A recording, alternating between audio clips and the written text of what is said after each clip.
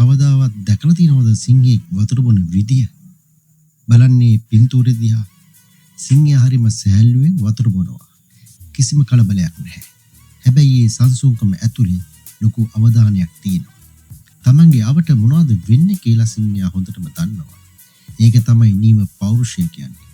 ජීවිතය කියන්නේත් අන්න ඒ වගේ දෙයක්. අපි හැමෝටම ප්‍රශ්න එනවා.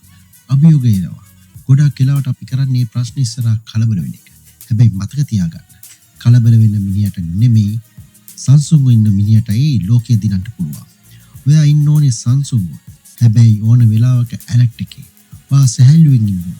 හැබැයි ඕනම අභියෝගයකට සූදානම් වෙලා ඉන්න ඕනේ. ඔයා හරිම නිහතමානී වෙන්න ඕනේ. හැබැයි Taman ගැන තියෙන ආත්ම විශ්වාසය උපරිමය වෙන්න ඕනේ.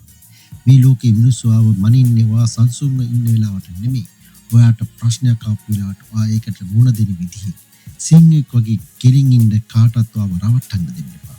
ඉතින් යාළුවනේ අද ඉඳන් හිතන්න ප්‍රශ්නේ ඒ. හැබැයි කලබල වෙන්න එපා. සංසුන්ව හිතන්න. වැඩේට බහින්න. ඔයාට බැරි දෙයක් නැහැ. මම දන්නවා ඔයාට පුළුවන් කියලා. ජය වේවා.